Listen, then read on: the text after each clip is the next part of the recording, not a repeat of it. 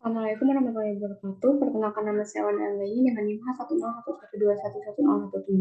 Di sini saya akan memaparkan presentasi saya dari skripsi Bang Adi Febri Sutisyanto dengan judul model mikroskopik dan makroskopik penyebaran HIV/AIDS.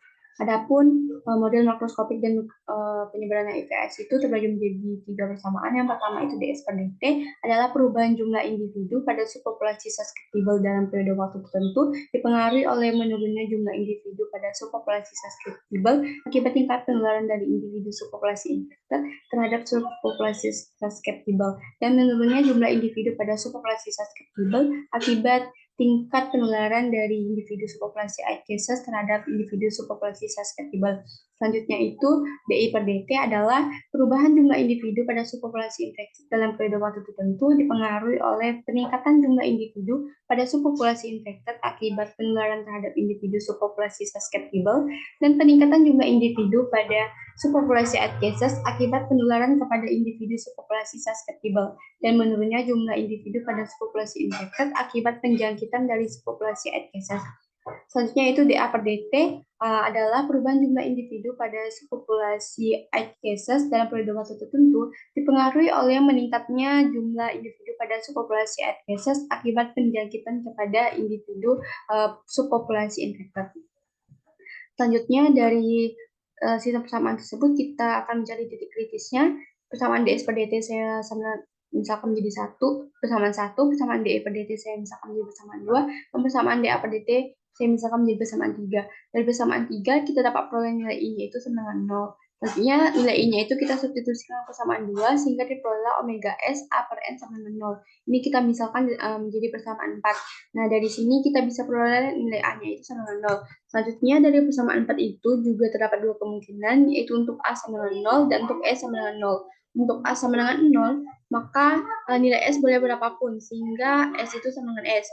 Untuk E sama dengan 0, maka nilai A itu juga boleh berapapun. Jadi nilai A itu sama dengan A. Sehingga kita peroleh dua titik keseimbangan, yaitu E1 sama dengan S, 0,0 dan E2 sama dengan 0,0, A. Selanjutnya kita akan mencari kestabilan dari titik kritis ini. Yang pertama akan kita lakukan akan kita cari matriks Jacobian dari sistemnya seperti ini, yaitu dengan persamaan DS per DT, persamaan DI per DT, dan persamaan DA per DT masing-masing kita turunkan terhadap S, kita turunkan terhadap I, dan kita turunkan terhadap A. Sehingga diperoleh matriks Jacobian sistemnya seperti ini. Selanjutnya akan kita cari matriks Jacobian di sekitar titik kritis S, 0, A, 0,0. Kita substitusikan titik S sama dengan S, titik I sama dengan 0, dan titik A sama dengan 0 itu ke dalam matriks Jacobian sistem yang sudah kita peroleh tadi, sehingga diperolehlah matriks Jacobian dari titik S, 0,0. Ini seperti ini.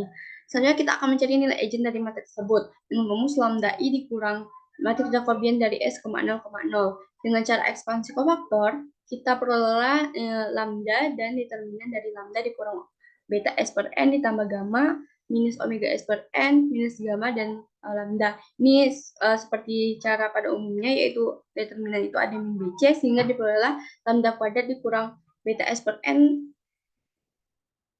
lambda tambah gamma lambda dikurang omega S per N lambda. Nah, selanjutnya dari sini kita bisa peroleh nilai lambda 1 itu sama dengan 0, dan lambda 2 dan lambda 3-nya itu kita peroleh dengan rumus minus B plus minus akar dari B kuadrat kurang 4AC per 2A. Sehingga peroleh lambda 2,3-nya itu seperti ini.